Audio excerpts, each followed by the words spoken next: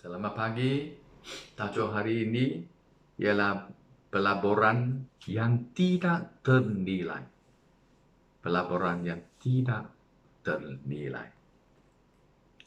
Manusia yang mengajar kepentingan pelaburan dan pelaburan khas. Dulu,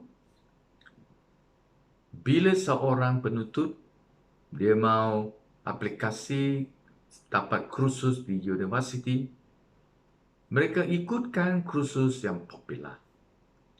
Ialah perubatan, kejuruteraan, seni bina, undang-undang, perakaunan, dan lain-lain. Sebab mereka ingat ini adalah kerjaya glamorous. Ini pun boleh bagi mereka ada gaji yang baik. Ialah pekerjaan yang stabil.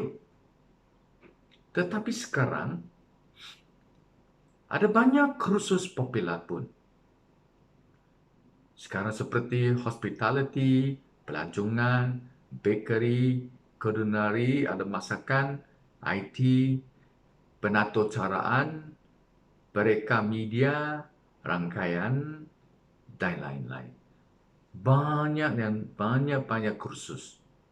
Tetapi hari ini, ramai orang yang mau dapat kursus ini, ikutkan minat mereka. Atau ikutkan ini ada popular kah atau tak popular.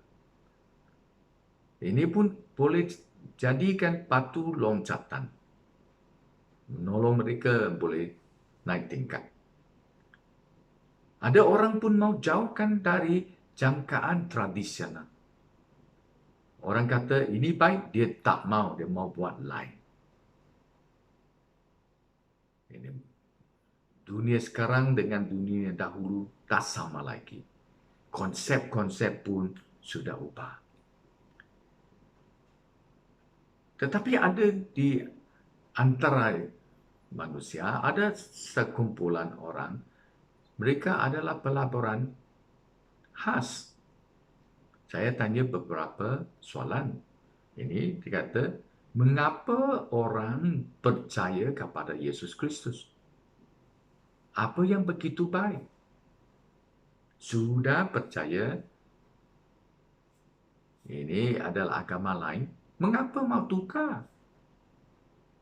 Ada orang pun, mengapa orang mau melepaskan pekerjaan mereka untuk menjadi pastor? Apa yang begitu baik? Sudah adalah kerja mereka. Mengapa mau lepaskan? Menjadi pastor. Bagaimana melayani Allah lebih penting daripada memiliki kerajaan profesional.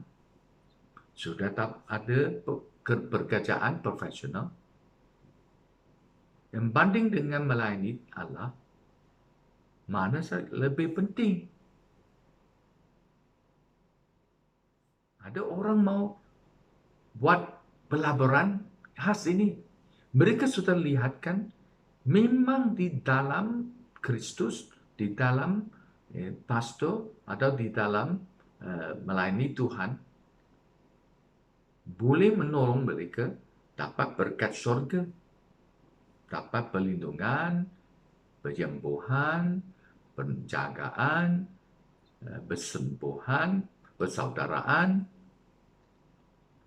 yang boleh tolong mereka hapuskan ketakutan, ketidakamanan, keputusan asasan, ketidakberdayaan. Memang boleh tolong mereka. Di sini kita lihat Paulus. Di dalam Filipi, bacaan Filipi pasal 3 ayat 4 sampai 14. Saya baca, jika sesiapa menyangka dia adalah alasan untuk mengharapkan hal lahiriah, aku lebih lagi. Aku disunatkan ketika berumur 8 hari. Berbangsa Israel daripada suku Benyamin. Seorang Ibrani, keturunan orang Ibrani. Dalam hal Taurat, aku orang Farisi. Dari segi kesungguhan, aku telah menyangai jamaah. Dari segi perbenaran dalam mentaati Taurat, aku tiada cacat celah. Tetapi segala yang dahulu merupakan untung bagiku, sekarang ku kira rugi kerana Kristus. Bahkan segala perkara ku kira rugi berbanding keagungan mengenal Kristus Yesus Tuanku. Oleh sebab dialah aku telah kerugian segalanya yang ku kira sampah sarap belaka, supaya aku mendapat untung ialah Kristus. Dan didapati di dalamnya bukan dengan perbenaran sendiri yang datang dari Taurat, melainkan yang datang melalui iman kepada Kristus, perbenaran daripada Allah melalui iman. Aku hendak mengenalkannya dan kuasa kebangkitannya dan turun merasai penderitaannya serta menjadi seperti dia dalam kematiannya, supaya pada akhirnya aku dapat mencapai kebangkitan daripada kematian. Bukanlah aku telah mencapainya atau telah disempurnakan, tetapi aku terus berusaha. Semoga aku dapat mengambil sesuatu yang kerananya aku telah diambil oleh Kristus Yesus. Saudara-saudara, aku tidak menganggap diriku telah dapat mengambilnya, tetapi satu perkara ku lakukan, melupakan segala yang di belakang dan cuba mendapatkan segala yang di hadapan.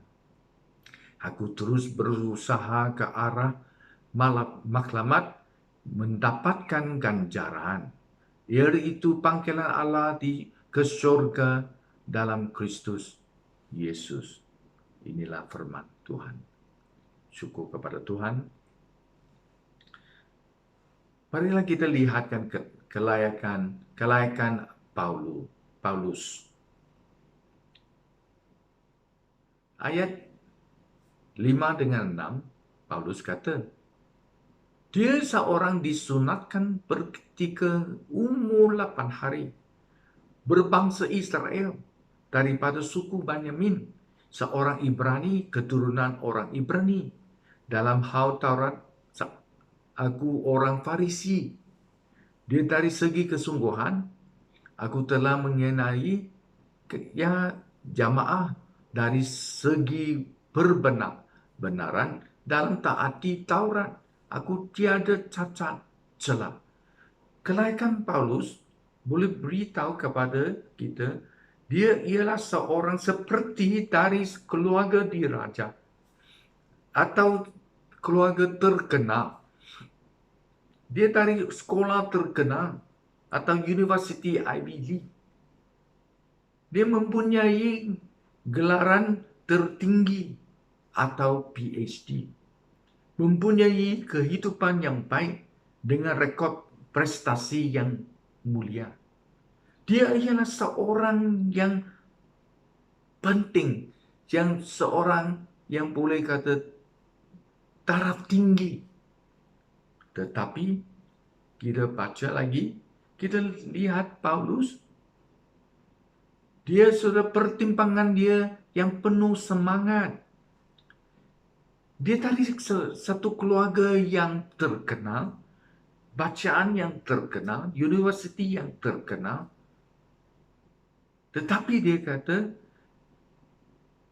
segala ayat 7 sampai 9 dia kata, tetapi segala yang dahulu merupakan untung bagiku, sekarang ku kira rugi kerana Kristus. Dia kira rugi kerana Kristus. Dulu untung, sekarang kira rugi. Dia kata, dibanding dengan Kristus, dia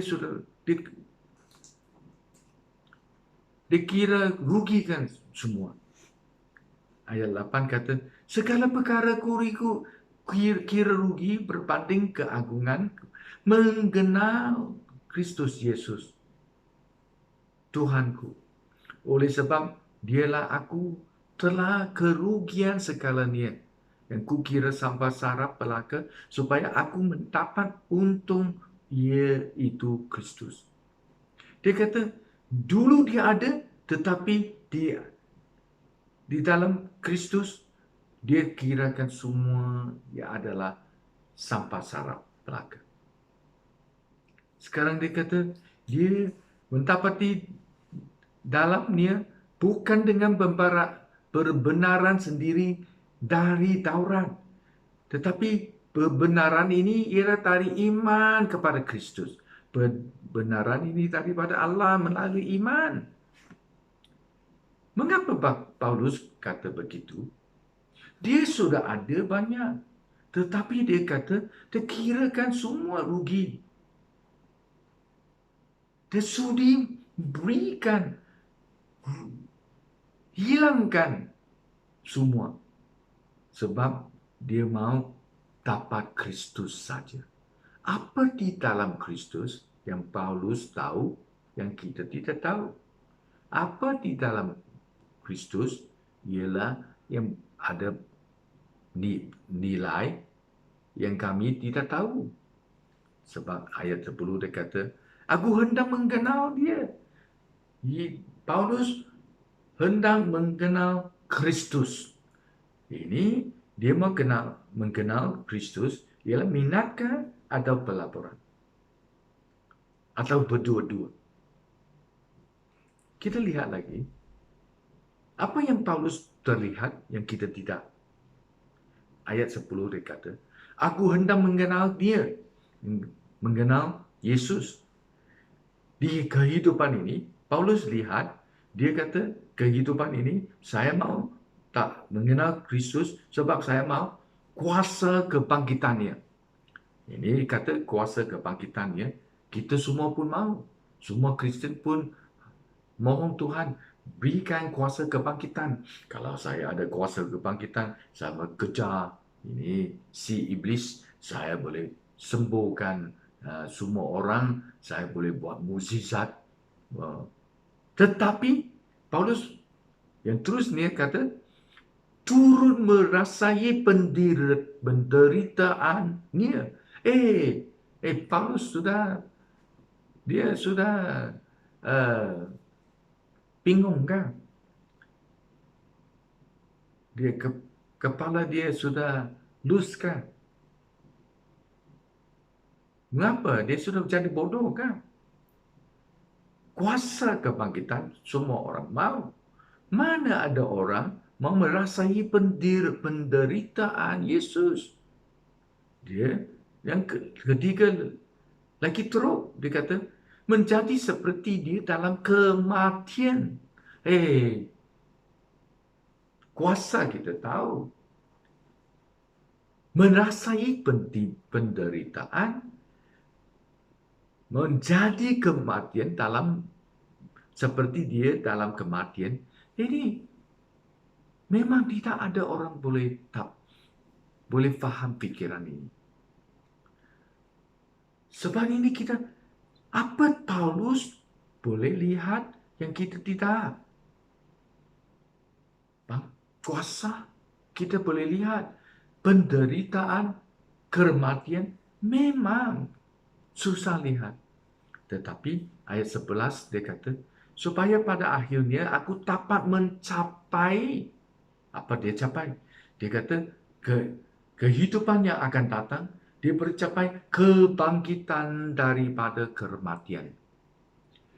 Ini Paulus lihat. Dia kata, ini pelaburan saya sekarang. Saya boleh lihat apa yang saya sudah ada di sini. Kalau tidak boleh tolong saya yang pergi kehidupan yang akan datang. Saya Tidak mau semua.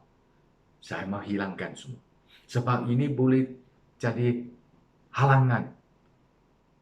Tetapi bila saya buangkan semua, sekarang saya dapat Kristus, sudah dapat Kristus, saya boleh dapat kebangkitan daripada kematian. Ini adalah kuasa kebangkitan.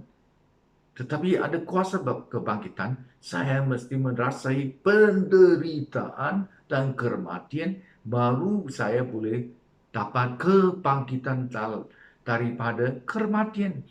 Kalau saya tidak menjadi kematian, tidak boleh dapat merasai kebangkitan. Ini Paulus, pelaporan Paulus. Paulus sudah lihat, tetapi hari ini engkau lihatkah atau tak boleh lihat? Sini boleh kata seperti satu cerita yang Yesus beritahu. Dia kata Yesus kata seorang dia sudah pergi keluar, dia seorang yang kaya, ada mutiara-mutiara banyak, ada harta-harta banyak. Tetapi bila satu hari dia sudah menjumpai sebiji mutiara yang ternilai, mutiara besar yang ternilai, dia balik rumah, jualkan semua harta dia, jualkan semua mutiara-mutiara kecil, yang belikan mutiara yang ternilai. Cerita ini beritahu, Paulus sudah lihat di dalam Kristus Yesus adalah sebiji mutiara yang ternilai. Mutiara yang paling mahal. Paulus sudah lihat. Sebab itu dia buatkan pelaporan ini. Dia kata semua yang dia ada, dia jadi sampah sarap. Tetapi sekarang dia pelaporan ini, dia boleh dapat ikutkan kuasa Yesus, kuasa kebangkitan, merasai penderitaan yang dalam kematian bersama dengan Yesus, dia boleh dapat kebangkitan daripada kematian. Ini ialah pelaporan dia. Dia boleh lihat. Tetapi engkau dengan saya belum dapat lagi. Kalau belum dapat, kita mesti mau doa lebih. Sampai kita boleh lihat. Paulus kata dulu dia tidak tahu. Tetapi bila dia sudah tahu, dia buangkan semua. Sekarang hanya pegang dan tangkap. Ini visi yang baru. Visi baru ialah Yesus Kristus. Tetapi di ayat 12 sampai 14 kata, tumpuan dan destinasi akhir Paulus, dia kata dia belum sampai lagi. Belum sampai lagi. Dia kata, bukanlah aku telah mencapai dia atau telah disempurnakan, tetapi aku terus berusaha. Semoga aku dapat mengambil sesuatu yang kerananya aku telah diambil oleh Kristus Yesus. Saudara-saudara, aku tidak menganggap diriku telah dapat mengambilnya, tetapi satu perkara ku lakukan. Nah, ini dia kata, dia belum sampai lagi, dia masih di dalam perjalanan ini. Dia kata, nombor satu, lupakan. Dia mesti melupakan segala yang di belakang. Dia tak mau apa di belakang yang halangkan dia atau tarik dia balik.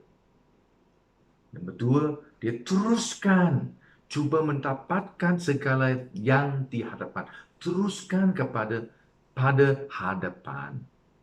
Yang ketiga, dia kata fokus yang jelas. Aku terus berusaha ke arah matlamat mendapatkan ganjaran. Ganjaran sudah ada fokus yang jelas, yaitu panggilan Allah di syurga dalam Kristus Yesus. Paulus sudah lihat. Dia tahu destinasi terakhir. Ya, destinasi terakhir ialah panggilan Allah ke surga dalam Kristus Yesus. Ini adalah ganjaran untuk dia. Paulus kata dia mesti melupakan apa yang di belakang, yang teruskan segala di hadapan. Kita buat begitu. Yang mula-mula berdoa, Tuhan tolong kami boleh lihat, berikan visi. Bila kita sudah dapat visi, kita sudah lihatkan, mutiara yang paling mahal, yang ternilai, ialah di dalam Kristus Yesus. Hanya di dalam Kristus Yesus. Kita mesti mau dapat Kristus Yesus yang buangkan segala, yang miliki Kristus Yesus di hati kami. Hanya begitu kami boleh masuk dalam kebangkitan ke surga. Marilah kita tunggu. Allah yang Maha Kuasa, seperti Paulus, dia sudah lihat, dia dapat kelihatan ini dari Tuhan. Bila dia terkenal Yesus, dia sudah tahu di dalam Yesus Kristus ialah seperti sebiji mutiara yang paling ternilai. Sebab itu dia buat keputusan yang buangkan segala di dunia, yang apa halangkan dia. Sebab dia tahu dia datang ke dunia, dia adalah, bila dia datang ke dunia, dia pun tak ada apa.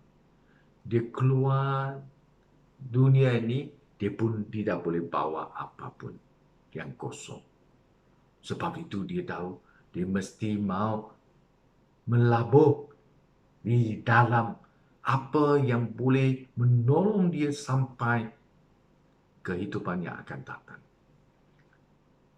Pelaburan dia ialah mengenal Yesus, memiliki Yesus. Dia tak mau dapat Yesus Kristus. Tolonglah kami. Bila kita dapat Yesus Kristus, kita boleh dapat kuasa kebangkitan. Tetapi kami mesti mau merasai penderitaan dan bersama dengan Yesus dalam kematian dia. Baru kami boleh hidup lagi, semula lagi di dalam kebangkitan daripada kematian, yang tak boleh dapat ganjaran dan sudah tetap yang siap sedia untuk kami di surga. Tolonglah kami dapat visi ini. Tolonglah kami, biar kami boleh masuk dalam perjalanan ini dalam Yesus Kristus. Amin.